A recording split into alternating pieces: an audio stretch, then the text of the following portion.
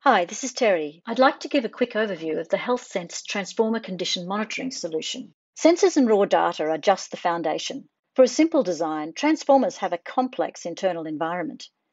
Aging of the insulation paper is driven by moisture and temperature, and a loaded transformer is never in equilibrium. Different parts of the transformer age differently. The solution takes the online measured temperature and moisture data and can forecast aging and end of life given the current load. The competitive advantage of the solution is the analysis of the data that reveals to the user the health of the transformer at potential failure points. The user is guided to the important, meaningful data and assessment of how the health of a particular transformer compares to relevant IEEE, SIGRE, or internal standards. This enables decisions to be made on operations, maintenance, or replacement, and prioritising that work across the fleet. I'll give you a quick example of the user experience of the product and how the solution adds value. And so you will see the transformer dashboard here is about much more than data. It allows you to organise your transformers across the fleet, gives you critical insights, and gives you alerts when things change. First, an example of a customer transformer in Far Eastern Canada. In April 2020, some concerning oil test results led the customer to install the sensor in the transformer. Temperature and water content of paper looked okay, but there was some concerning escalation of partial discharge activity with regular 20 dB spikes.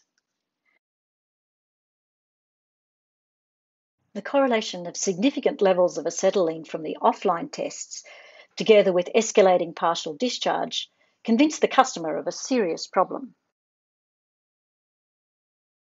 The transformer was then taken out of service before it could fail catastrophically.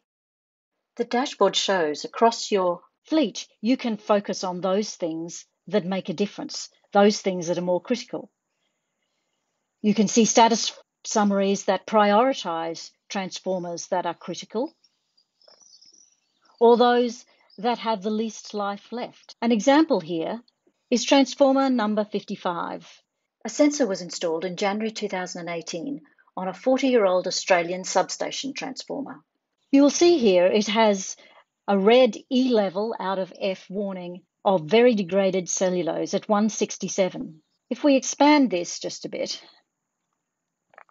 to understand this problem more, you will see that the threshold here for this level of warning is 200, and it's below that. It's saying that the transformer has severely degraded cellulose insulation. It leaves the transformer at a larger risk of failure as a result of breakdown. There's a recommendation saying how you should manage load with the transformer and to take a conservative approach to partial discharge. If any is seen, it needs further investigation. Now, for a lot of our users, they're not familiar with the intricate science of the internals of a transformer. So we don't just show you the data. There is a comprehensive knowledge base that sits behind all of this that tells you how things are calculated. As engineers, we like to build things up from first principles. So for those people who want to know, how did you get that? Why is it so?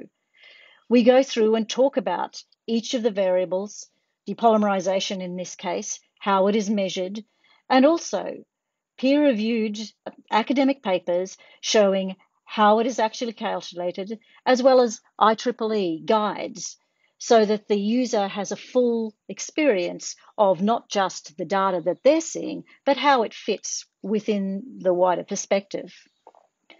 The graphs that we show here show how the transformer has degraded over time. And since the sensor was put in, how it has continued to degrade. And at the hotspot here, where we're saying that the DP is now at 167, well into the red zone according to the standards. You will see here we've also overlaid offline oil tests. So we're bringing together the different pieces of data that engineers have available to them to give as complete a picture as possible. In this example, the analysis led to the decision by the customer to plan an orderly replacement and remove the transformer from service before the fault occurred. You can clearly see that beyond data, analysis and recommendations proved critical to the customer. Of course, we often see cases of the opposite outcome, where the transformer insulation was assessed to be better than expected and replacement capex was avoided. In both of these cases, serious failures were avoided and business continuity KPIs were not put in jeopardy as the customer was able to plan orderly replacement projects.